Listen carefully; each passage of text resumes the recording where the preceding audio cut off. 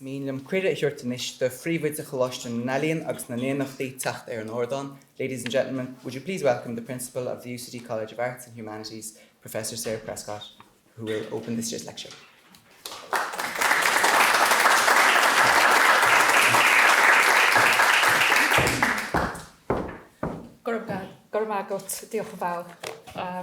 Distinguished guests, colleagues and friends, on behalf of University College Dublin, I'm delighted to welcome you to the annual Léacht de hÍde Hyde Lecture tonight.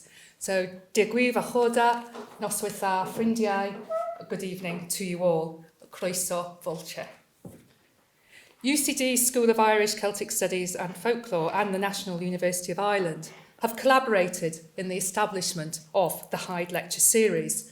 And we've done this to honour and to celebrate the legacy of Douglas Hyde as an Irish political leader, but also as a pioneer of Irish language scholarship. This legacy ensured a solid foundation for research and teaching in the discipline, which continues to produce internationally recognised research and acclaim. As everybody knows here, Douglas Hyde was the first president of Ireland, served from 1938 to 1945. He was also the first president, of course, of the Gaelic League and the first professor of modern Irish here in UCD from 1909. In that year, he was also appointed as a member of the first Senate of the National University of Ireland, and he was an active member there until right up to 1919.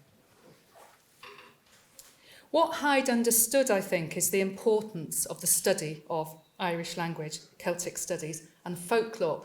But not only that, what he did is he put the study of those subjects in an international context while remaining true to the roots of the Irish-speaking people from whom he first learned the language. When his book, Love Songs of Chonradh, was published, it transformed the understanding of the scope of Irish as a living language, demonstrating a linguistic richness which perhaps its own native speakers did not fully understand.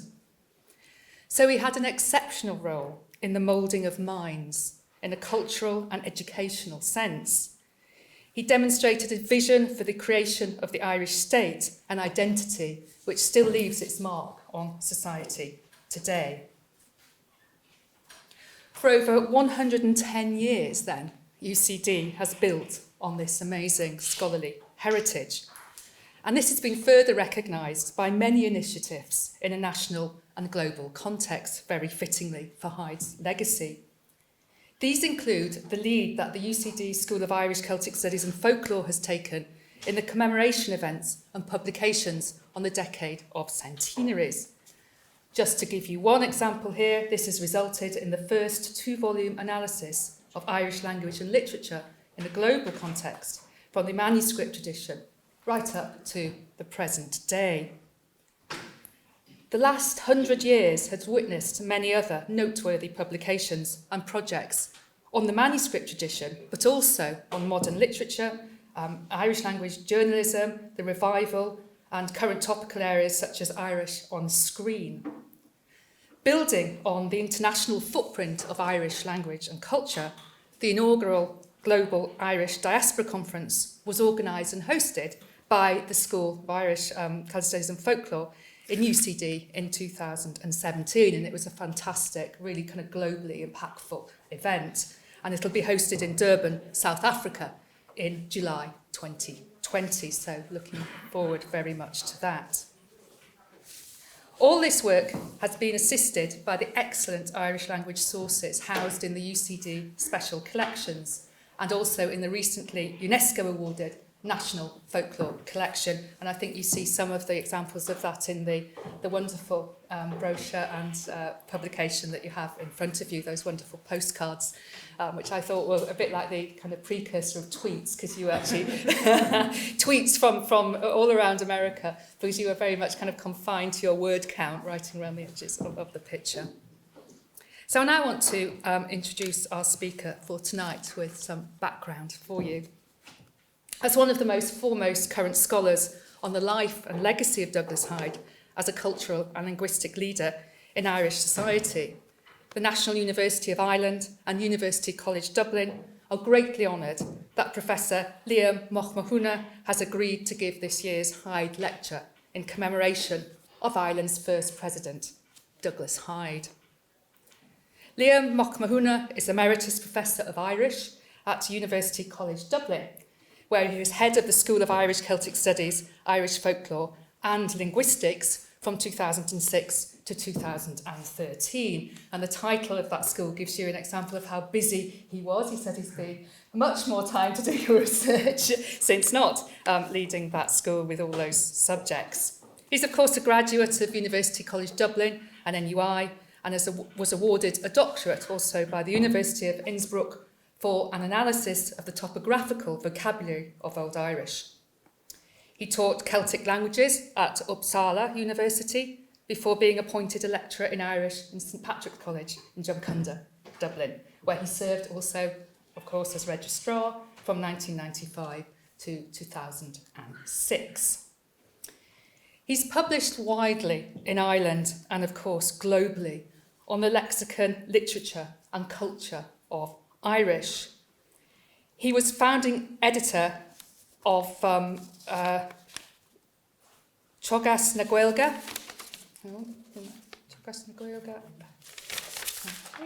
and co-editor of Studia Hibernica 1991 to 2001.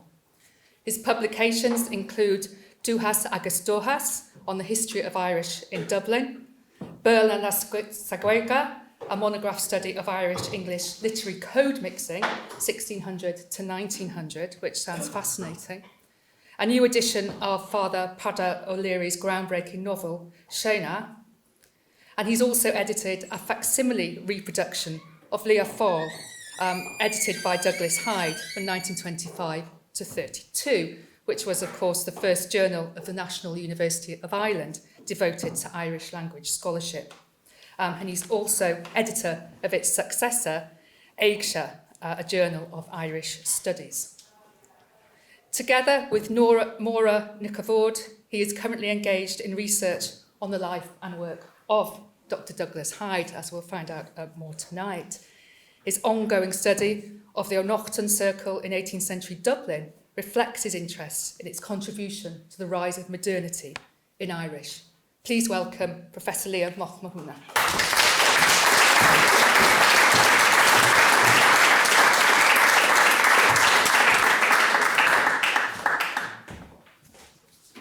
I'm on the bhliain the Ollscoil na hÉireann agus the Scoil na Gaeilge Léacht Celtic is a Baile Átha and so Choláiste Ollscoile Baile Átha Cliath as a Gaeilge chun Léacht de hÍde Douglas Hyde. I'm very grateful to the representatives of the National University of Ireland and the University College Dublin here for the invitation to speak to you this evening on Douglas Hyde. Dr. Douglas Hyde was 45 years of age when he set sail for America in November 1905 to conduct a coast-to-coast tour as president of the Gaelic League, or Conradh na Gaeilge. His twin aims were to explain the rationale of the language revival movement in Ireland and to raise money to support the activities of the Gaelic League in the Irish-speaking districts and throughout the country. In retrospect, the tour of America can be judged to have been a resounding success. Financially, it yielded $64,000, said to be the equivalent of between $1.5 and $2 million today. Ideologically, it moved cultural nationalism towards the centre of Irish-American political thinking, at least for a time. The idea of a tour of America on behalf of the Gaelic League arose when a number of influences came together: a cause, a champion, an organiser, and a favourable societal context. Among other things, this evening's talk will try and convey some of the energy, enthusiasm and organisational ability of Hyde and his circle as they negotiated the intricacies of Gaelic societies and Irish-American political groups within the broader arena of American affairs, business, ecclesiastical and political. The main feature to note at the outset is that for the most part, Hyde was operating at the highest levels of American society in its upper echelons, as is demonstrated clearly by the fact that his tour of the States included not one but two visits to the White House to have lunch with President Theodore Roosevelt. An approach to the tour from the inside is possible because of the wide range of contemporary materials available to us for research purposes, many of these penned or collected by Douglas Hyde himself. This talk has been facilitated by the large amount of new research undertaken on Hyde in recent years. I myself have been researching his life and work together with Dr. Nick Award in libraries and archives in Ireland and the US. We have also been collaborating with Brian O'Crahur, Neil Comer and Cuno Sheridan in editing Douglas Hyde, My American Journey, which is due to be published by UCD Press shortly. In turn, all this research has been facilitated by many librarians and archivists. In particular, I would like to thank Mary Broderick of the National Library of Ireland for her invaluable assistance in identifying new sources. Let's now start by looking very briefly at the background of the man himself. Douglas Hyde was born in County Roscommon on the 17th of January 1860. His father, Reverend Arthur Hyde, was appointed Church of Ireland Rector of Dubhghlas near French Park in 1867. The young Douglas was schooled at home and got to know many of his elderly neighbours, some of whom were Irish speakers. In particular, he developed a close friendship with Seamus Hart, Lord French's gamekeeper, who became a father figure for him, as well as with John Lavin and Mrs. William Connolly, all of whom taught him Irish. Hyde started to keep a diary in Irish in 1874, when he was just 14 years of age, and continued to write entries until 1912. A visit to the Society for the Preservation of the Irish Language in Dublin in 1877 and acquaintance with Tomás Ó Neill prompted him to think of the language in a national context. He was soon publishing his own poems in Irish under the pseudonym An Creeveen Even, the pleasant little branch, in newspapers such as the Irishman and the Shamrock, which circulated in America as well as Ireland.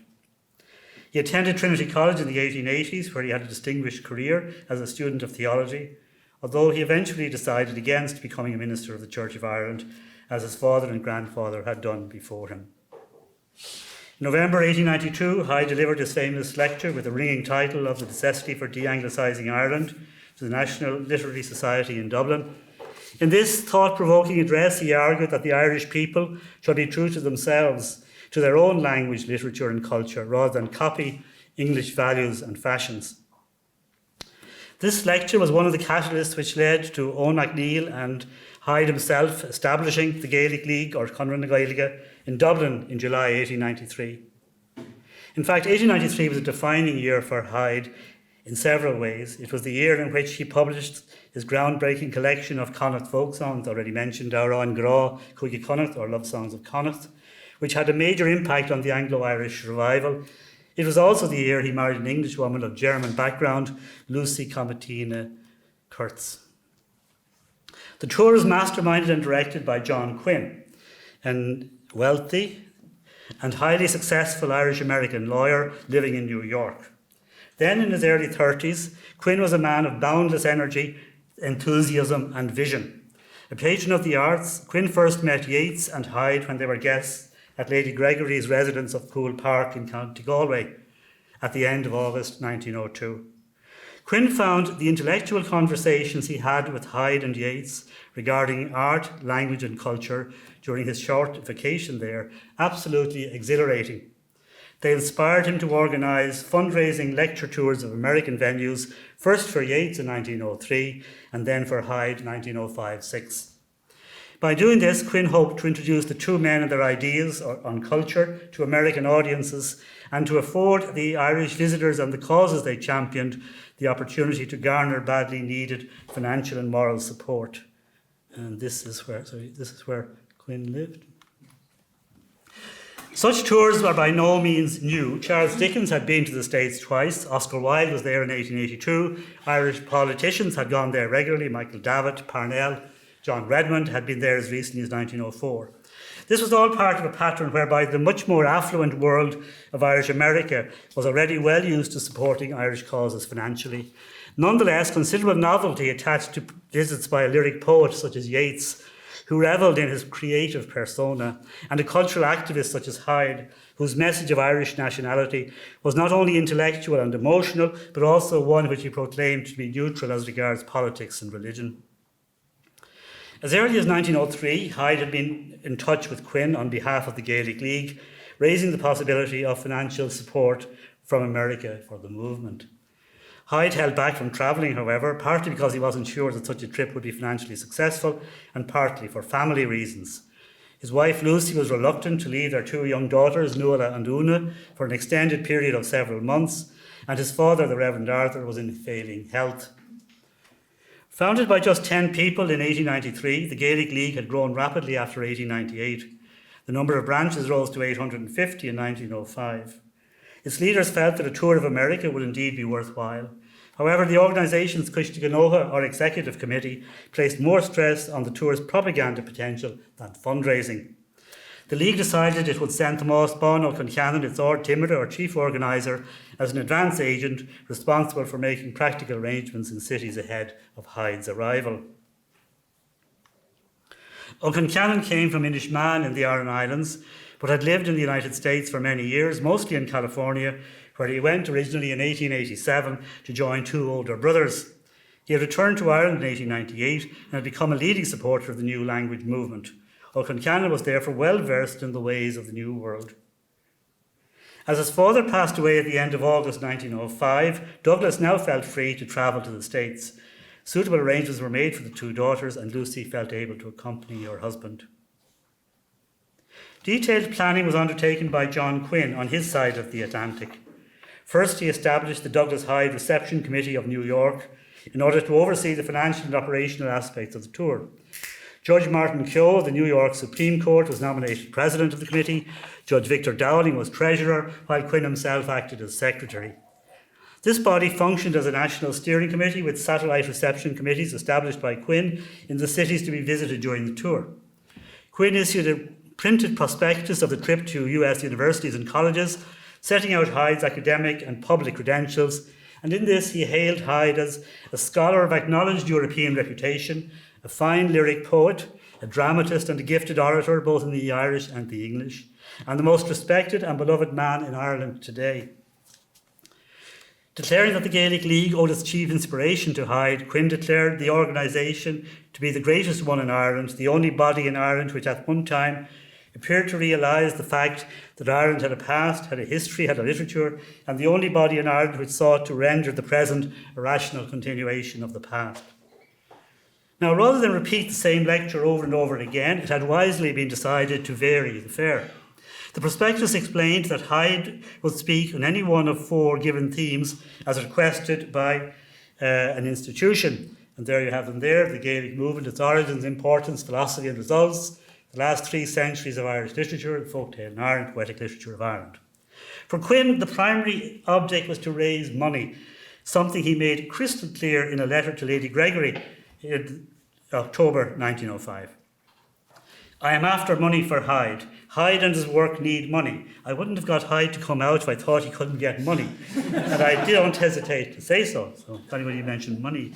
Ó Concheann was left to labour in the more familiar and receptive, if less affluent domain of the Gaelic societies. But a compromise, a middle way, must have been forged eventually, for Hyde was later to note in his diary, "Now I should state that I have the support of not only the rich, educated Irish, thanks to Quinn, but the AOH were also with me, or at least if they were not, then Clan Gaeilge. They were with me from day one, and some of them were in every section of the AOH. They were the tail that wagged the dog. They, unlike others, understood the essence of the work I was undertaking." It was evident from the very start of his journey that Hyde's mission to America had caught the public imagination on both sides of the Atlantic. As president of the Gaelic League, he already enjoyed wide popularity. A poll of 15,000 readers in the Irish Independent on the 1st of November 1905 had returned him as number 4 in the list, with John Redmond at the top, Cardinal Logue and Archbishop Welch of Dublin.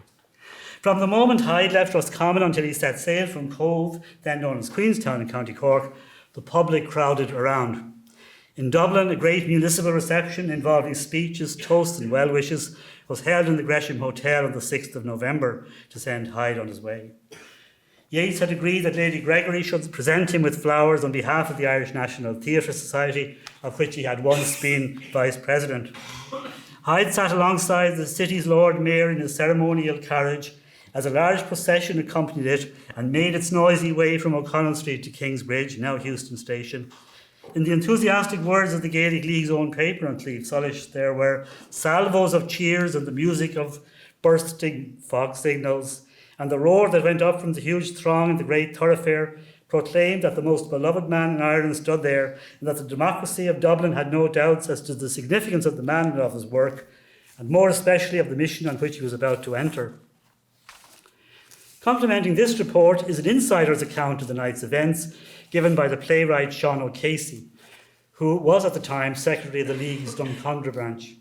Although somewhat cynical in tone, O'Casey recreates the atmosphere of the occasion, referring to himself in the third person as Sean. He recounts, "The hurlers of Sean's club were chosen to be the bodyguard around the coach bearing him to Kingsbridge Station en route for Cove in Cork, and thence across the Atlantic to the broad bosom of the sea-divided Gaeil. And so Sean, in full dress of the club's jersey of hooped bands of alternate dark blue and dark green, walked beside the Protestant chief of the Gael in the midst of thousands of flaming torches carried before and behind the carriage, followed by all the hurling and football clubs of the city and its suburbs. Horsemen headed the cavalcade, carrying the stars and stripes, the French tricolour and the green banner of popular Ireland. Everywhere the drums beat again their lusty rolls, making the bright stars of the sky quiver, and bands blew Ireland's past into every ear and called forth the history of the future. Cheering crowds greeted the train carrying Hyde at every station at which it stopped on its way south, but the largest civic and public gathering to bid him farewell was in Cork City itself. And so Douglas Hyde and his wife Lucy set sail for America from Cove on the 8th of November on the liner called Majestic. A week later, on the 15th of November, they landed in New York, having endured a rough crossing. Here too, a large number of people came to the quay to welcome Hyde to America. The waiting assembly comprised John Quinn himself, Tomás Bán Ó Concannon, Judge Keogh, and many others. As a mark of respect, Hyde's luggage was not searched by customs, and he was allowed to enter the US without any of the usual formalities. For the next 8 months, Hyde's mission was to publicise the aims and achievements of the Irish language revival movement throughout the length and breadth of the United States, and to raise funds for the cause in Ireland. Quinn had mapped out a strategic and rather daunting schedule, which started with a bang. On the 20th of November, Hyde headed to Cambridge, Massachusetts for his first public engagement at Harvard University. There he delivered a lecture on the folk tale in Ireland to an audience of some 500 people. 3 days later, Yale University, New Haven, Connecticut, was the venue when he spoke on the Gaelic movement, its origin, importance, philosophy, and results. On Saturday the 25th of November, Quinn and Hyde journeyed together to Washington, D.C., having been invited to the White House to dine with President Theodore Roosevelt. The President proved to be very knowledgeable about both Irish and Norse mythology and was able to draw comparisons between them. Indeed, Roosevelt told his visitors that he'd been brought up by Irish nurses and that Cuchulainn and Fionn McCool had been familiar and vivid figures to him before he ever saw their names in literature. The President later told Professor Egan of the Catholic University that he enjoyed the hour with Dr. Hyde very much. At any rate, Hyde was paid the unusual compliment of being invited back to the White House for a second visit on the 21st of May, 1906. On the evening following the meeting with the President, Carnegie Hall in New York was the imposing venue for Hyde's crucial debut address to a 3,000-strong metropolitan audience, which included 140 company vice presidents. The meeting was chaired by Judge Keogh. A somewhat lengthy introductory speech was delivered by Burke Cochran, the wealthy congressman, who was said to be the finest orator of his day in the United States. Cochran was followed by the tenor Patrick O'Shea, who sang 2 songs in Irish, Madarí na Rua and Alleluia na Gauna. Unusually, for one long accustomed to public speaking, Hyde tells us that his heart was throbbing in apprehension as he began to address the large gathering. He started in Irish and continued to speak in this language for 5 minutes. He tells us that while many of his listeners understood him, others were terrified. However, he then switched to English, delivering a version of his de-Anglicisation lecture, something he had done many times before in Ireland. He was soon well into his stride and went on to speak for an hour and a half, winning his audience over, as the New York Times confirmed the next day. It says, reverting to English, Dr. Hyde reviewed the aims as well as the accomplishments of the League. Time and again he emphasised the non-sectarian and non-political character of the movement, and the cheers rang out lustily when he cried, We are moved not by hatred for England, but by love for Ireland. He told his hearers that it was a struggle for life or death, nevertheless, and that only by preserving its national language could the Irish people preserve its national existence.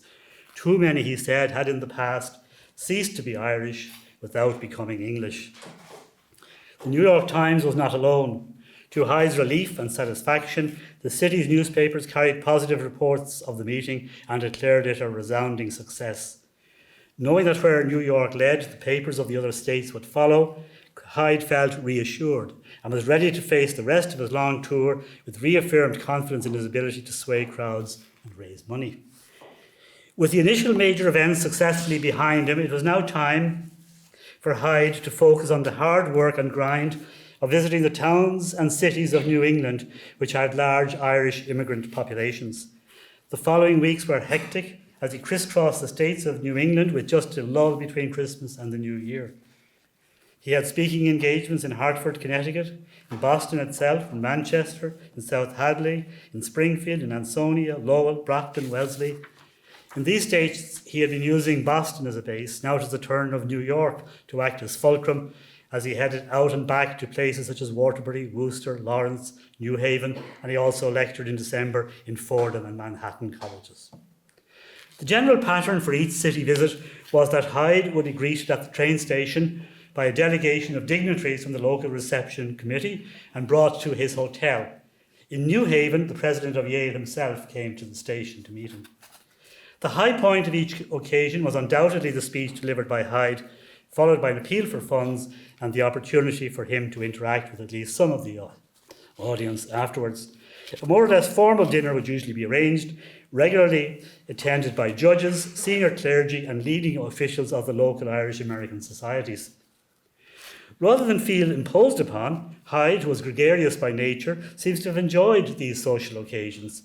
He found the conversation and the fresh American societal environment with its many points of difference from Ireland quite congenial, and often he did not make his way back to his hotel until 1:30 or 2 o'clock in the morning. Interestingly, while the reader of his journal is kept abreast of the variety of drinks on offer, few details emerge about the food on the menu. Now, of course, not everything went according to plan, particularly on the East Coast, where many Irish American societies were already well established. In fact, Hyde's very first major engagement at Carnegie Hall had been the occasion of a significant sabotage attempt by one Luke Finn, apparently at the instigation of colleagues in the United Irish League, a body which supported the Irish Parliamentary Party. Finn had arranged to buy a tier of 32 boxes and some 150 other tickets, all of which he returned unsold just before the meeting began. However, Quinn's quick thinking saved the day as he redirected patrons from cheaper seats to the boxes, thus avoiding the embarrassment of a half-empty gallery. There were also quite a few occasions when no collection at all was made after Hyde spoke, thus nullifying the principal purpose of holding the event. The 1906 New Year saw the Hydes move westwards, as Douglas was to spend the next 5 to 6 weeks lecturing in the principal cities of the Midwest. Following his visit to Pittsburgh, Chicago served as the base for brief forays to Milwaukee, Wisconsin, Cleveland and Columbus, Ohio, then on to Indianapolis, Cincinnati, St. Louis, South Bend, and the nearby University of Notre Dame in Indiana. Following that, Hyde returned to Chicago before heading to Madison, St. Paul, Minneapolis, and Omaha, Nebraska. All of which brings us to a musical interlude. In Chicago itself, Francis O'Neill, chief of the city's police from 1901 to 1905, and famed collector of Irish traditional music, had just retired. Chief O'Neill felt strongly that most of the music being played during Hyde's tour was not authentically Irish, and he resolved to set things right. He complained, "The programme of music was so disappointing, ludicrous it might be termed, and out of all proportion to the importance of the occasion, that the idea of allowing the great apostle of the Gaelic revival to return to Ireland under false impressions of Irish musical talent in Chicago could not be entertained." O'Neill therefore invited Hyde to an evening of traditional music and song on the 12th of January. He later recorded the impression which his own choice of repertoire made on the distinguished guest from Ireland as follows. "The Creeving even sat for hours, listening to those men of Éirinn pouring forth an inexhaustible flood of music, songs and melodies of the motherland. On several occasions he was visibly affected. He was moved to ecstasy at the thrill of his own music heard in a foreign land. The Creeveen was astonished at the wonderful proficiency of the players and the inexhaustible extent of their repertoire. Hyde was willing and able to play to the gallery. O'Neill tells us that he responded to Father Fielding's rendition of that beautiful descriptive tune called the mbliain Rua, or Fox Chase, with the comment, "An Englishman couldn't even whistle that tune if the Almighty promised to endow him with a sense of humour." Hyde's own diary entry recalls the evening. He wrote there, "O'Neill had gathered dancers, singers, pipers, and other musicians, and they danced and sang and played for 2 or 3 hours. Most of them were Irish speakers, and the dancers were top-notch. He presented me with a large book of tunes that he had printed. I returned home at 11:30. However, despite the enthusiasm and fond memories on all sides, it is worth noting that returning home at 11:30 actually meant that Hyde was having an early night. For example, after a dinner at the 20th Century Club in the same city just 2 days previously, he had not reached his bed until 2:15. Hyde created a favourable impression wherever he went. Quinn had been in Cleveland when Hyde spoke there and later told him, "Everybody remembered you with the greatest pleasure. In fact, they all said that your visit to Cleveland was the best Irish event that had been there in a generation." Hyde's charismatic personal impact on the people he met is vouched for time and time again. And of course, it was an impact which was at the service of the language revival. Its effect is further evidenced in Quinn's more general reflection.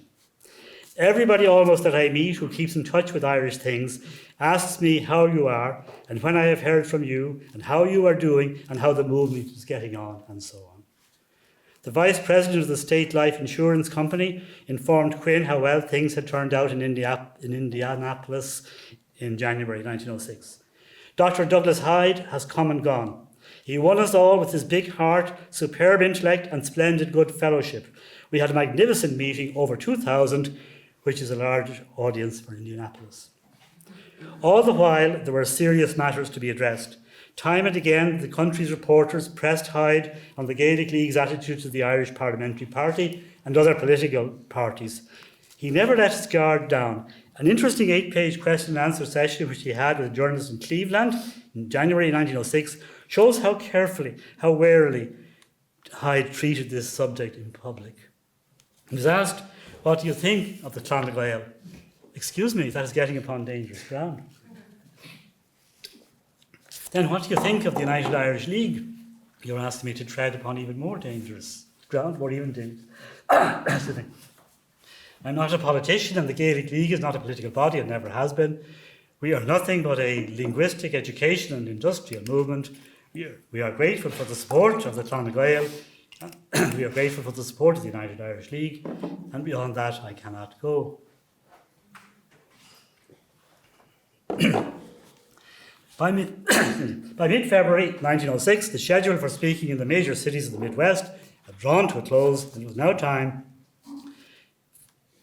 for Douglas and Lucy Hyde to take another long-distance train journey, this time through the Rockies and on to San Francisco and the Pacific Coast, where the redoubtable Father Peter York, rather than John Quinn, was directing operations.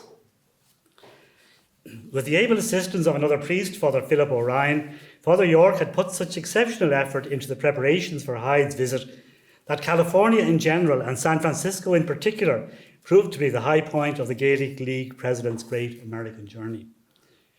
Hyde and York got on superbly in San Francisco, each highly appreciative of the abilities of the other. Hyde recorded in his diary that York was the best speaker he had ever heard and the best Irishman he had ever met. No small praise. He also noted that York had been so impressed by his lecture on folklore that he had published it in full in his own newspaper, The Leader, which had been founded in 1902. In fact, the 1906 St. Patrick's Day issue of The Leader was styled Dr. Douglas Hyde edition, March the 17th, 1906, and was printed in green. On the top half of the front page, entwined around the masthead of the paper itself, are pictures of Douglas Hyde, his wife, and Frank Sullivan, attorney and former candidate for mayor of San Francisco, all framing a beguiling image of Glendalough. The lower half of the sheet was given over to an imposing photograph of the attendants at the Dr. Douglas Hyde Banquet Palace Hotel Wednesday evening, February 21st. The weather was very wet during Hyde's stay in San Francisco, and for a few days he suffered from a cold and a hoarse throat. Nonetheless, time was found for sightseeing, and California's tourist attractions proved to be quite varied. For instance, one afternoon, the president of the city police arranged for a detective to take the Hydes on a guided tour of San Francisco's Chinatown in order to see its array of wonders, including shops, opium dens, joss houses, and the Palace of Arts. They encountered an elderly Chinese man stretched out on a bed of boards, smoking opium with a cat lying on his chest. The man blew the opium smoke onto the cat's nose in order to make it sleepy. He explained that the cat would not give him a moment's peace until it went into an opium-induced sleep. The extent of the sightseeing undertaken in California and the enjoyment which Douglas and Lucy derived from their time there reflected the warm friendships which developed between them and their hosts. Apart from Father Peter York and Philip O'Ryan, there were James Phelan, one of the richest men in San Francisco and a former mayor, Frank Sullivan and his wife Alice, who was sister of James Phelan. Then there was Dr. Benjamin Wheeler, president of the University of California, or Berkeley as it was called. Wheeler was extremely friendly, especially as he had studied Old Irish in Europe as a young man under one of the leading continental scholars, Zimmer or Turneisen, Hyde could not recall which. Wheeler attended all of the 4 lectures Hyde gave at his university. Indeed, there had been no let-up whatsoever in the lecturing, which entailed many journeys back and forth across San Francisco Bay. The main public meeting was held on the 18th of February in the Tivoli Opera House. All seats were taken. Hyde had got his voice back and was able to speak for an hour and 40 minutes, as was his custom. Financially, the evening was a great success. Father Philip O'Ryan reported the proceeds ran to over $3,600, while the expenses were light, about $200.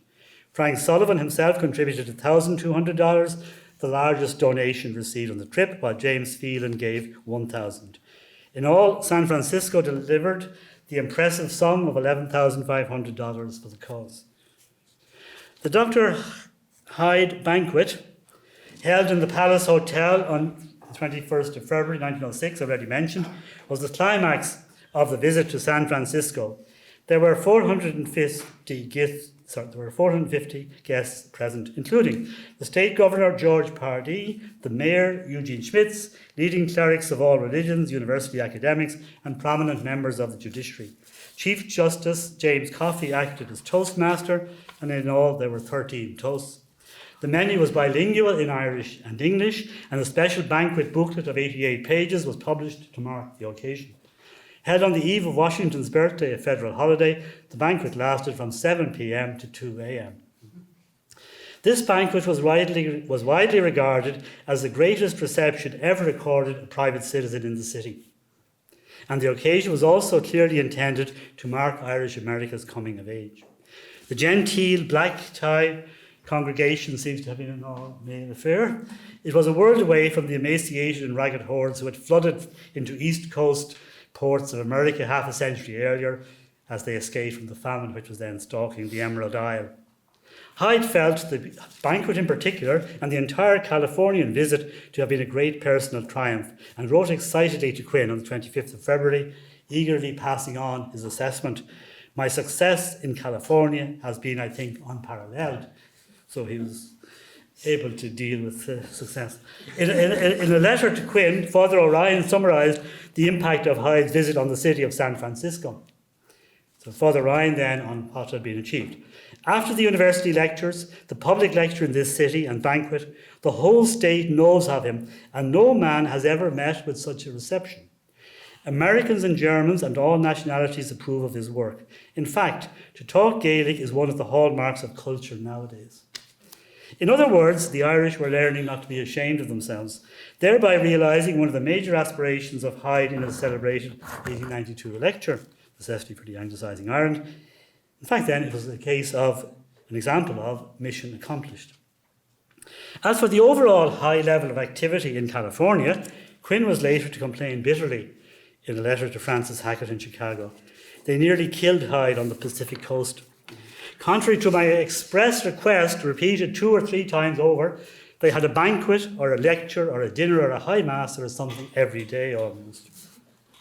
In a way, Hyde was his own worst enemy, for he never spared himself when called upon to further any aspect of the language revival movement. Family friends maintained that were it not for the restraining influence of his wife Lucy, he would kill himself working. Lucy, for her part, is recorded as telling a reporter in San Francisco, "I didn't marry a man, I married a cause." Indeed, although prone to frequent bouts of illness and once dismissed by Lady Gregory as Hyde's fashionable and rather distant wife, Lucy actually seems to have come into her own during the Californian section of the trip and charmed journalists with her lively repartee. For example, when the couple were faced with the reporters on their visit to Los Angeles, Hyde had turned to his wife saying, "The women are everything in this country, you will notice," repeating the point for emphasis, "the women are everything here." "Yes," said the little woman, who smiled at his remark, "and when we return to Ireland, kindly remember that what is good for the United States should be good enough for Ireland." The merriment which this remark aroused was, of course, at the doctor's expense, but it only further cemented the good feeling between the hosts and their guests. The Douglas Hyde papers in the National Library contain the text of Hyde's generic Gaelic revival cum de-Anglicisation lecture as delivered at a venue in San Francisco. He assured his American audience that it was their moral backing which he really wanted. I'm not exaggerating when I say that I look upon the moral support of the Irish in America to be the most valuable asset that the Gaelic League at home could have. I will sooner have the moral support of the Irish in America than $250,000 poured into the Gaelic League tomorrow. Irish nationality through the Irish language was engaged in an existential struggle. It is the last possible life and death struggle of the Irish race to preserve not only their own language, not their own language, but their national identity, he said. Now, this is an important point because it was to be echoed later by Pearse. As you recall, it was not for the sake of Isan Thaw that he and others had joined the Gaelic League, and was to find its ultimate expression in the 1916 Rising. The intersection of Irish language, culture and nationality is a fascinatingly complex ideological tangle, which, however, is beyond the scope of this evening's topic. In San Francisco, Hyde's rhetoric was lofty, his language was high-flown. "We are like the white doves of peace passing over the land and obliterating the old feuds and hatred and black bad blood of the country. So you see that we are no clique, we are no faction, we are no party. We're above and beyond all politics, all parties and all factions, offending nobody except the anti-Irishman."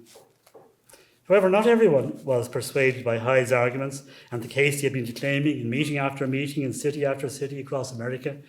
For instance, John O'Callaghan, Secretary of the United Irish League in Boston, who was not even lukewarm as regards Hyde's mission, sent John Redmond an unsympathetic summary of the lecture which Hyde had delivered in that city on the 3rd of December 1905. And this is from a letter to Redmond. His speech, of course, was a glorification of the work of the Gaelic League, from the establishment of which he dates all progress in Ireland. O'Connell helped to make an anglicised Ireland. Davis and the 48 men did nothing that will live permanently. They simply tried to graft an English bark on an Irish tree. No mention of Parnell, the Land League movement, or any latter-day movement or man. But in 1893, the Gaelic League rose up and made a new Ireland, which is today the only Ireland worth considering.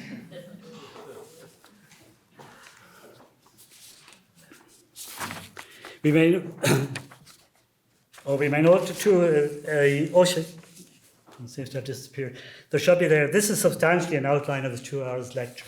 So there was a sting in the tail. The insinuation was that Hyde had taken a long time to convey his message, which O'Callaghan was so succinctly summarising. However, this charge can be countered by recognising the need for Hyde's public lectures to provide an all-round entertaining night out for his audience. It had to be entertaining and intellectually and emotionally satisfying as well.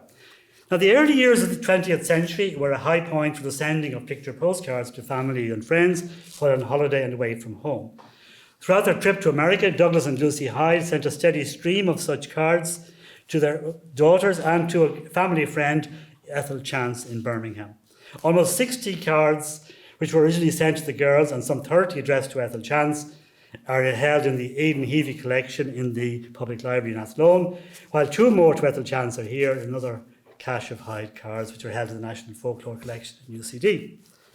Hyde's first visit to President Roosevelt in the White House on the 25th of November seems to have prompted the initial flurry of cards. At any rate, the first picture postcard to the children was franked on the 27th of November. Written by Hyde in both Irish and English, was sent to Nuala, the elder daughter, and I dined with President Roosevelt at this house today, Ollamh le Nua-Ghaeilge on Creeveen.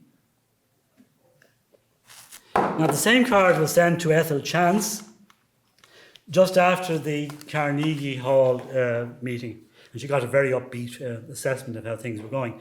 I dined at White House with the President, etc. yesterday, most delightfully informal and Republican.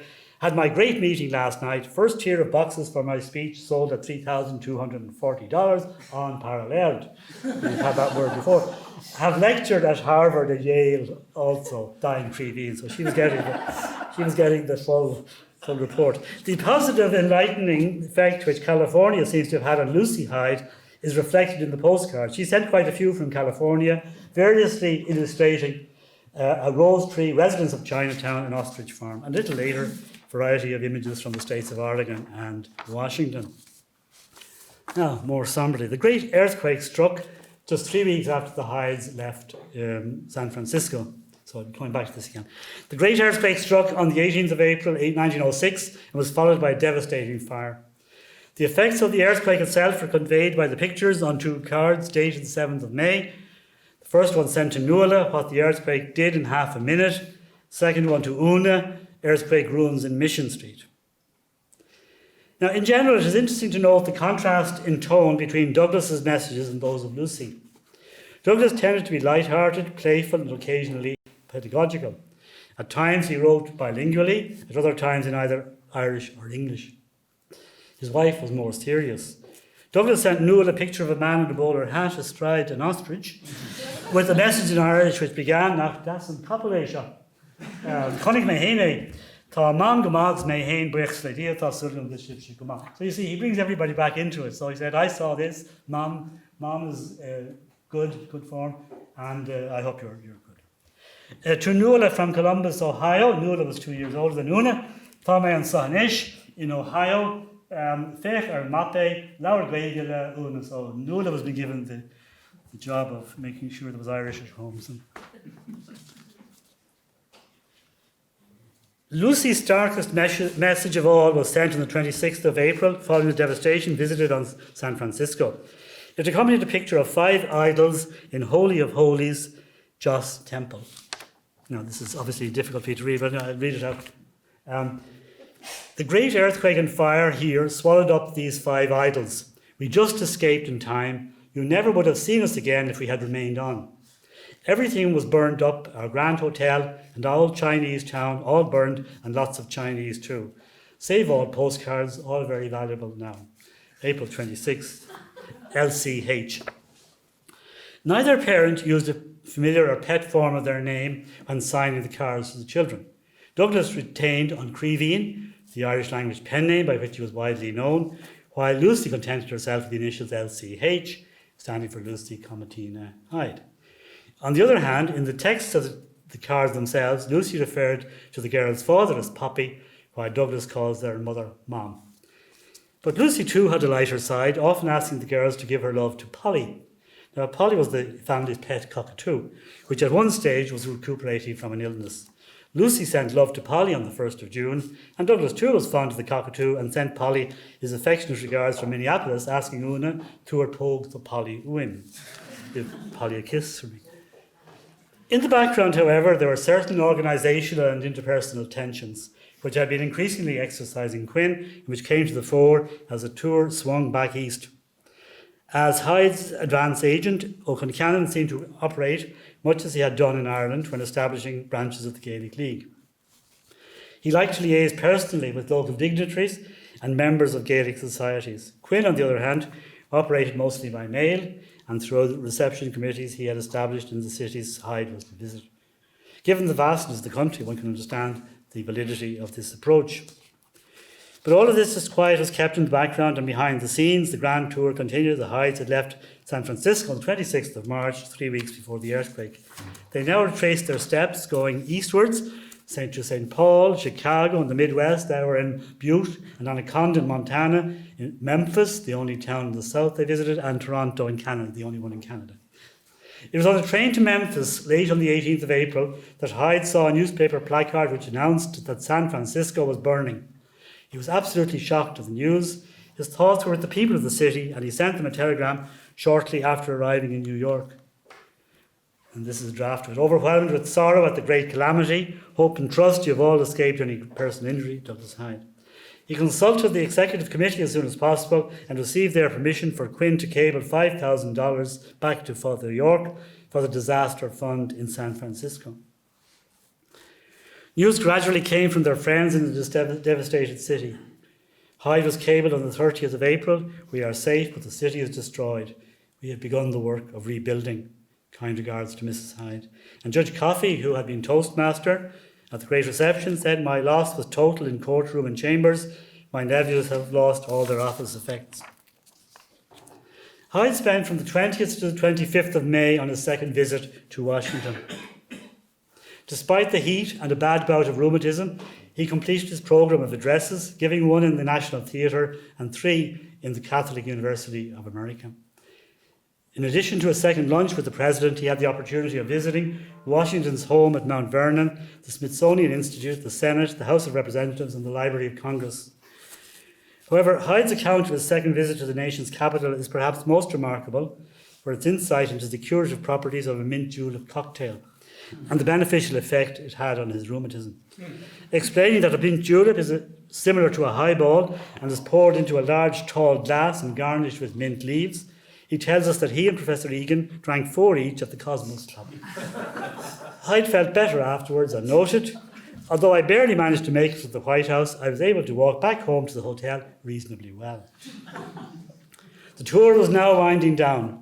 As the summer temperatures rose, the pace of lecturing slowed, and the public meetings were interspersed with ever more frequent valedictory social engagements. Many of them held in the fashionable Delmonico's restaurant in New York. Berths were booked with some difficulty on the liner Celtic, which set sail for Ireland on the 15th of June. The final piece of Quinn's great organisational tour de force was to ensure that the financial accounts were in order down to the last cent. In all, $64,000 had been collected for the Gaelic League. It is clear from the last lines of Rusk America, My American Journey, that the funds raised in America went to underwrite the momentous and ultimately successful campaign to have Irish recognised as an essential subject for matriculation in the new National University of Ireland, established in 1909. Hyde's last act of the tour was to finish writing a farewell letter for New York's newspapers while on board ship, waiting to depart. Quinn himself hand-delivered copies of this letter to the city's newspaper offices. The New York Times, accordingly, on the 16th of June, the following day, carried the following farewell message from Douglas Hyde. Farewell to America. "I have found nothing except a generous welcome in America. I travelled 19,000 miles, visited over 60 cities, and explained the cause of the Irish language to perhaps 80,000 people. I have not heard a single word that was not favourable to our cause. I understand now, as never before, how great is this country and how numerous, strong and powerful are the Irish who are in it. There is a great likeness between the people of Ireland and this country. I would sooner have the goodwill of this country than anything else in the struggle to bring back the language and music of Ireland." The same newspaper kept an eye on the distinguished visitor even after his departure. On the 23rd of June, it carried a report of his arrival back in Queenstown, County Cork, and informed its readers that numerous deputations had greeted Hyde when he disembarked there earlier that day.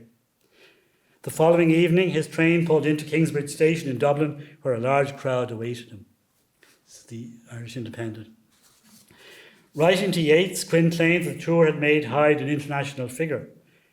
Whatever about being an international figure, by the time Hyde returned to Ireland, Dublin Castle was on his case, as is clear from a file now in the National Archives of the United Kingdom. The authorities had arranged for a number of detectives.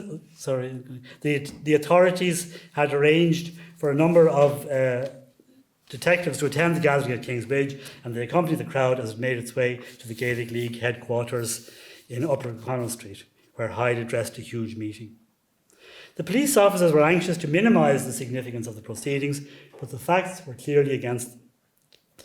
From their official account, we learned that Hyde had been welcomed at Kingsbridge by the Lord Mayor and members of Dublin Corporation, as well as the Secretary and other officials of the Gaelic League. The file states, a fairly large crowd assembled at Kingsbridge, but when the procession moved off, it is estimated that only from 4,000 to 5,000 persons marched in it. However, the gathering soon increased dramatically, for we next learn an enormous crowd collected in Sackville Street to hear the address, but only a small proportion succeeded in attaining this object. The castle listeners noted that Hyde had emphasised the fact that his success in America was mainly due to John Quinn. This was indeed the case, as Hyde himself relayed directly to Quinn shortly afterwards. The whole of O'Connell Street was packed from side to side and from the rotunda to below Nelson's Pillar, with one solid mass of people, and they all with one accord cheered for John Quinn as well they might. I left nobody in any doubt as to whom the American success was due. Hyde later dedicated Mathúna America to this Irish American and chose a fine portrait of John Quinn by Augustus John as frontispiece for the volume. The detective's reports laid great stress on the money raised in America. Heavy red pencil marks accompanied Hyde's declaration that he had in his pocket a cheque for £10,000 and that it had been equivalent of 1.5 million, remember? And that it had been agreed that it would be spent over a period of 5 years. Public honours and congratulations were showered on Hyde during the rest of the year. The freedom of the city of Dublin was conferred on him on the 7th of August 1906. He was also made a freeman of the cities of Cork and Kilkenny in recognition of his achievements in America. Hyde's 8-month-long coast-to-coast tour of America had more than achieved its aims. Financially, it was a huge success. Ideologically, it had exposed Irish Americans and Americans generally to the vigorous forces of cultural nationalism which were sweeping through Ireland at the time. Organisationally, it had been a major triumph for John Quinn, the Más Bonnach and Canon, and their many dynamic supporters. A little surprisingly, perhaps, it had projected Douglas Hyde onto the American scene, not only as a groundbreaking thinker, but as a leader of the Irish people. The welcome he received from the American populace and their president was akin to that accorded a visiting statesman. Douglas Hyde, on Creeving Even, president of the Gaelic League, had risen to the occasion, spreading his message with a winning combination of energy, passion, astuteness, and unfailing good humour. Hyde's American tour proved to be a resounding success, a triumph not just for the cause, but for the man as well.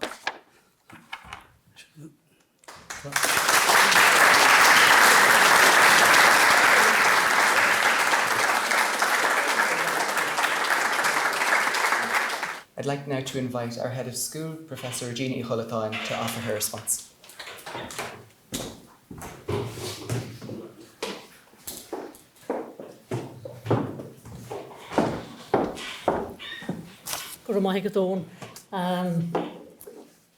Léacht den Scoth, Cahimaraich, agus Conradh Socrí Lilium as inspiráid a hort doing a nacht as Untitled Chapter ag Douglas Hyde le fada an le agus goal an tahanta seo a goal gomór da fuila. This is really it was so inspirational, his talk tonight, and the research that he has been doing has been groundbreaking on Douglas Hyde for so long now, and it is wonderful to see it coming to light here in the annual Hyde Lecture in collaboration with the National University of Ireland and UCD, School of Irish, Celtic Studies and Folklore, in collaboration with the college.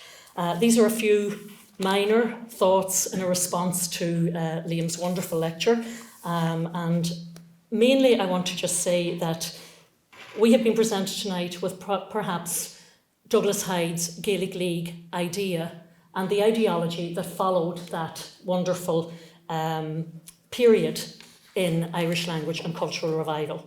I've called these few thoughts as a response a new Gaelic League idea, Hyde's revival legacy 100 years on. Although the Gaelic League, the organisation for the National Irish Language Revival Movement, was officially founded on Monday the 31st of July in 1893 in number 9 Lower Sackville Street in Dublin, a meeting called by a young scholar called Eoin McNeill, also a professor in the National University of Ireland of History here in UCD. The seeds for this movement had been sown for quite some time in a transatlantic context, the seeds and the fruits of which we have heard tonight. Accounts indicate that there were 10 people present, for the founding of this organisation, along with one reporter for the newspaper, the United Irishmen. Clearly, newspapers were going to be very important in this message. The significance of the meeting was not fully understood, as there were conflicting reports on who was present and even on which date it was held. We rely very heavily on sources like Hyde's, Misha, agus and Conradh to put this story together, and the sources that Professor Mathúna has put in front of us tonight. A story which was to have a profound influence on the subsequent founding of the Irish state, not least in the context of the role of Irish culture, language and literature in Irish scholarship, academia, and in the office of the President of Ireland. Much work preceded the meeting of the Gaelic League, and while one of the main aims of the language revival was to create an Irish reading public and revive the language, this reading public's ideas and the leaders of the movement who would make this happen would certainly have been influenced by the writings of many thinkers and philosophers from the 19th century, and prior to that, who first raised the concept of a Gaelic League idea without framing it directly in these terms. As Professor Mathúna has outlined tonight, Hyde's diaries, correspondence, speeches and newspaper reportage are important in framing this journey to the foundation of the Irish state in 1922. The new school of thought, which was formed in the embryonic stages of the foundation of the Irish state, in which the creation of an Irish language writing public played a pivotal role, meant that a forum was also created and secured for generations of literary writers through the medium of Irish. An overview of these writers in the mid-20th century indicates not only the creation of a modern literature, but the creation of a new school of thought, which was inclusive of Irish language content. This allowed Irish to be reinstated as a literary language, thus allowing for a reverse of the changing of cultural worlds, and where millions migrated mentally from the medieval Gaelic world to the modern world of the English language, as referred to by Tom Garvin, to a migration from the dominant English-speaking world of the 20th century to the modern cultural context of the Irish language. As Professor Mathúna mentioned, according to John Quinn's brochure on Hyde's tour in 1905, this acknowledgement that Ireland had a past, had a history, had a literature, and that the Gaelic League was the only body in Ireland which sought to render the present a rational continuation of the past, sowed new seeds in a transatlantic context. Indeed, Hyde himself outlined this philosophy clearly prior to this in 1899 in his Literary History of Ireland, dedicating the book to the work of the Gaelic League. The success of the future of Irish heritage and culture lay firmly in the changing of cultural worlds. Ireland was not alone in this revival mindset, and revival movements in Europe, Hungary, Poland and Iceland in particular mirror the thought which developed where literature and writing forums were valued. If this is the case, however, how do we reconcile the benchmarks by which language revival is monitored and assessed as being rooted solely in oral language, with its success assessed by the number of speakers? The criteria used for assessment of language revival is mainly oral language, but the aims of the revival movement and the prolific amount of written material available to support this in many different forms still needs in-depth analysis in assessing the revival concept. These writings include literary, journalistic and diary sources. Within these sources, with the fixity of print and in particular the language became fixed in the psyche of the new state, and the reverse also was true, that the state became fixed in the language. However, Professor Mathúna's lecture concurs with recent research on the revival as part of the Decade of Centenaries that the reliance and interdependence on Europe and the United States in particular was always deemed an important aspect of the revival process. This was evident in the writings at the time and throughout the 20th century, almost until the onset of the World Wide Web in 1989. The practical implementation of the revival meant that the revival of language relied predominantly on the education system and formal avenues of administration. It has been argued by Brian O'Keefe and John Horgan in particular that there was an over-reliance on these platforms for revival, but we need only view the prolific amount of quality Irish language writers, and indeed Irish writers written in English, to assess their input into Irish, European and American global societies to measure the degree of success of this cultural and language movement.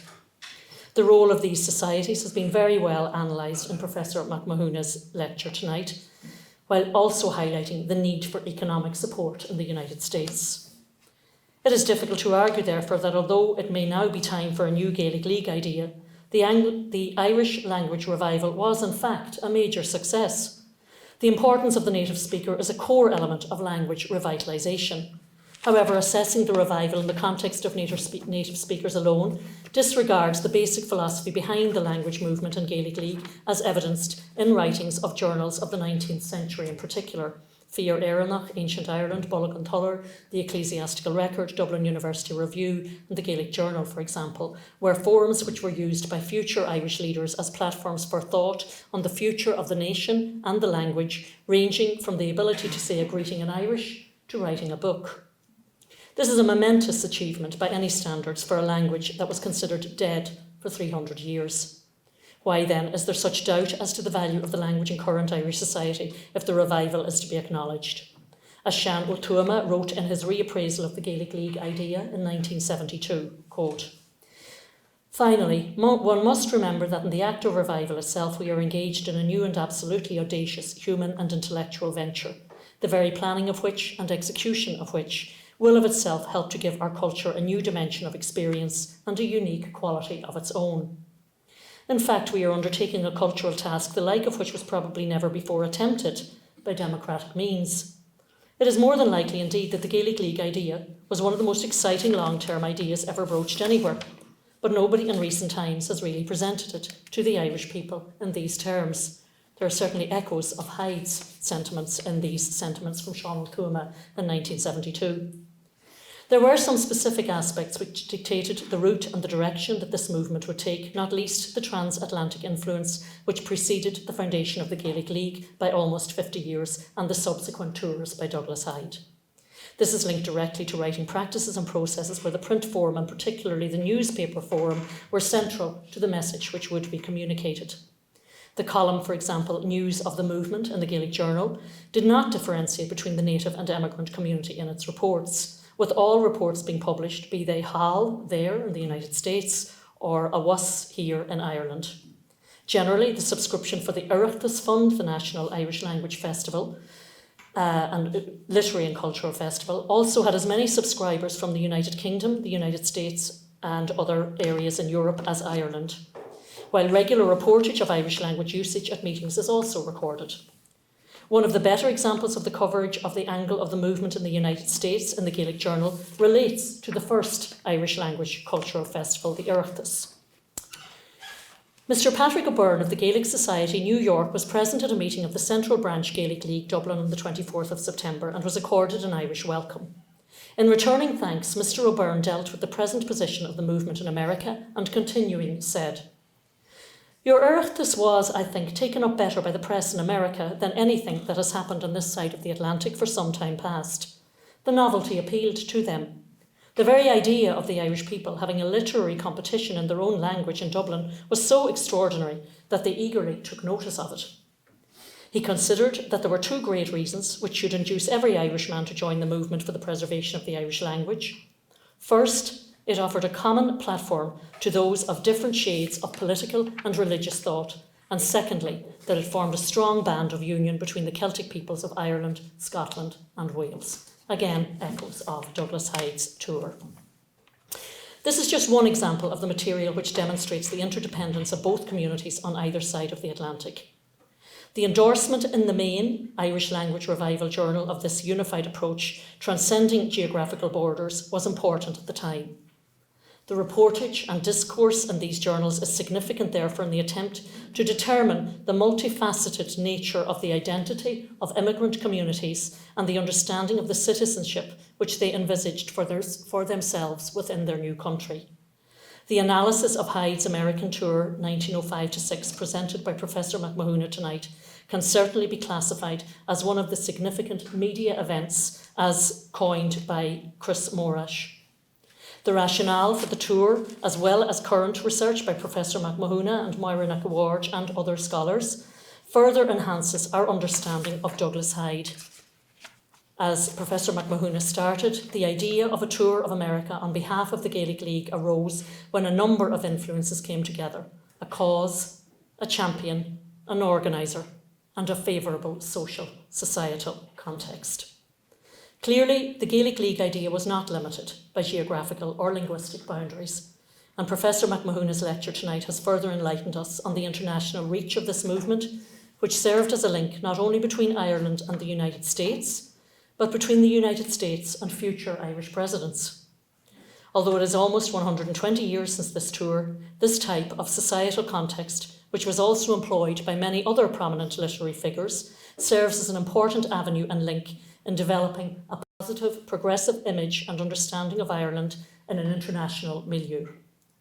This literary and linguistic study is in fact central to our understandings of the global village, as coined by Marshall McLuhan, where we now understand the increasingly important role of leaders like Douglas Hyde, a leadership which surpasses many literary, cultural, linguistic and geographical borders.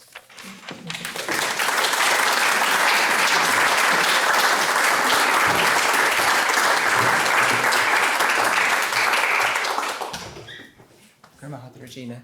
Le Críocha leis an Léacht de hÍde, would you please welcome the Chancellor of Ollscoil na hÉireann, the National University of Ireland, Dr. Maurice Manning.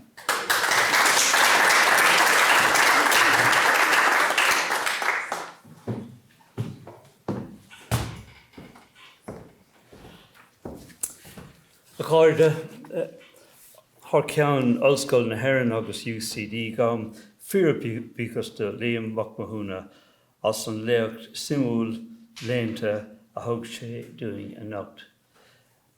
Colleagues, ladies and gentlemen, I want to thank Mathúna for an absolutely splendid lecture here this evening. It was vivid.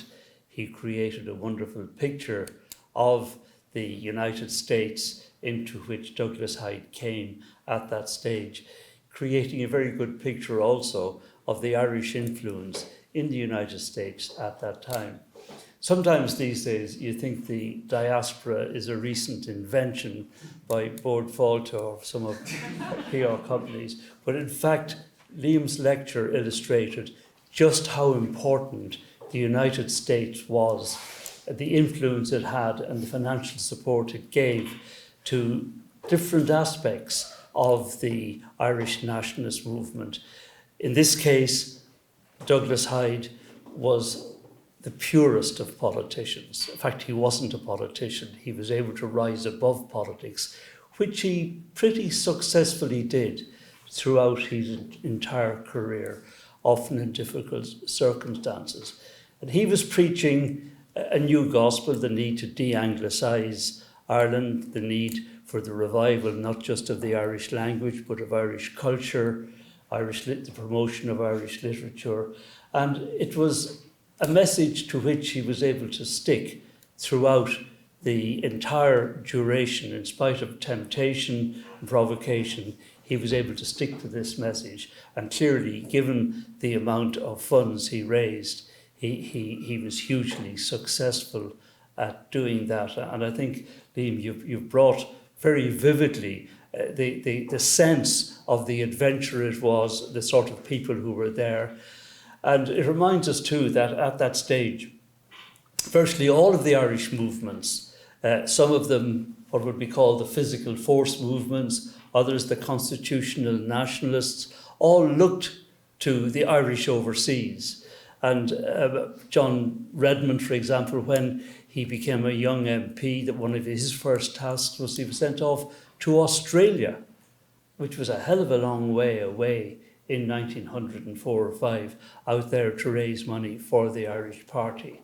And of course, culminating, maybe not culminating, but in one sense best expressed in the fact that Éamon de Valera chose to spend time raising support among the Irish during the crucial stages of our own War of Independence, indicates the centrality of the United States in all of this story.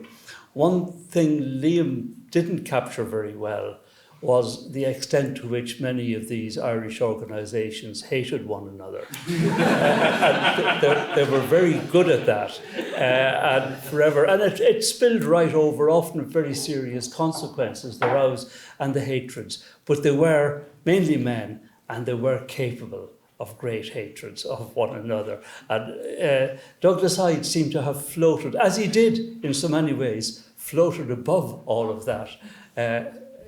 and did so very successfully.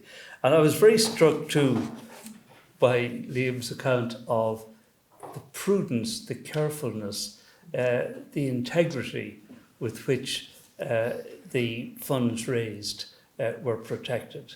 Not sure that that was always the case on all of the missions of other parties over that time. But well done, Liam. It was really wonderful. And Douglas Hyde,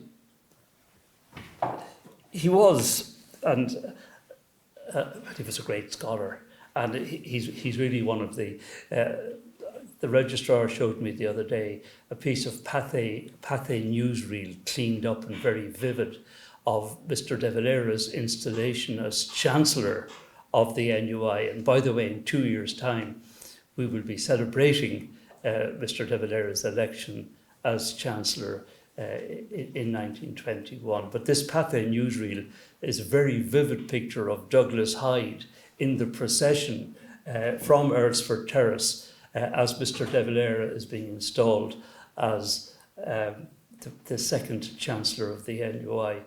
I was struck as well in that particular series of pictures of a lot of fellows with belted overcoats and caps pulled down, which would have been a normal part of an NUI procession. At least it hasn't been in my time anyway. Can't speak for all my predecessors. But Douglas Hyde has re-emerged in recent years as a very significant figure. He tended to be sort of wiped out of history. Not wiped out of history, but his importance tended to be minimised for very many years. And he was regarded as this nice, decent old man who had no enemies up in the park. But he was a much more substantial figure than that. And Brian Murphy, and I'm glad to see Brian here this evening, Brian Murphy's recent biography of Douglas Hyde makes this clear. And Liam's lecture this evening, I think, is an indication that we are, and it is happening, we are going to see a great deal more Douglas Hyde scholarship over the coming years, that there's still a very rich field there still to be ploughed. And coming in this evening, my old friend Mike Burns told me a story that isn't in any of the books. But when it was announced that Douglas Hyde was to become president, the first president, the local correspondent of the Roscommon, the Herald, the Irish Independent anyway, sent word down to their local stringer to go out and interview Dr. Hyde out in French Park. So he went out armed with a bottle of whiskey, and as is clear from Liam's discourse, Dr. Hyde would not have been a stranger to whiskey. And so they sat down, they had a great evening, and the reporter missed his deadline. So that's the... So anyway,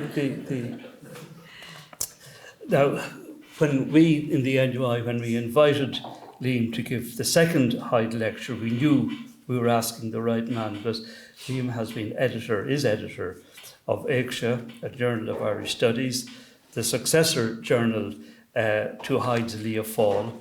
And there is no scholar who has been more fully immersed in the subject than Liam has. And we saw that in every sentence here this evening. And as his lecture illustrated, he has researched Hyde extensively, both in Ireland and in the US. And he's come up with some really fascinating material, new discoveries and rediscoveries. And we were the beneficiaries of that tonight. And I think I know there'll be much more to come. And I also want to thank Regina in her reply, because it was much more than a standard reply. It was almost a standalone lecture, and I think it helped. It was fascinating, and I think it helped to put a lot of what Liam was talking about into a wider context. So thank you very much for that. That Douglas Hyde was a member of the NUI Senate and first professor of Irish in UCD gives both our institutions good reason to remember and celebrate. And at the risk of repeating myself, I think I told the story last year that when I was looking recently some time ago, into the early records of the minutes of the NUI Senate, they would frequently begin with the registrar who called the shots then as now, with the registrar admonishing the members of the Senate that there had been certain unauthorised disclosures to the Irish Independent. Leaks were appearing and enjoining on the members the absolute importance of the confidentiality of all meetings. And I tried to find out a bit more about this, and I've come to the conclusion that, first of all, the leaks were almost always about the recognition of Irish as a university, as a requirement for university, and were very critical of the role the Senate was taking, and they tended to correspond with the contributions of both Douglas Hyde and Eoin MacNeill as the main culprits, as the leakers to the paper. But I think it was Eoin MacNeill. I don't think Douglas Hyde would do with that. And Eoin MacNeill's grandson, Michael MacDougall, who would not be a stranger to that sort of practice, tended to agree with me. In any event, that's that. But we were really happy to collaborate with UCD in the organisation of the Hyde Lectures, Léacht de hÍde. And I want to express my thanks, my appreciation to all those in UCD and NUI who were involved in making the arrangements for this evening's lecture. And a particular thanks to Dr. Emer Purcell, who I'm sure will all agree has done a wonderful job in preparing the programme, this wonderful programme, to accompany the lecture. The series was inaugurated in great style here at UCD last year. Some people say it was the first step in his re-election campaign by President Michael D. Higgins. But anyway, we all enjoyed it. I'm delighted to launch the publication of that lecture, The Legacy of Douglas Hyde, here tonight. So all that remains for me to do now is to invite you all to continue the conversation, the reception outside. Thank you very much.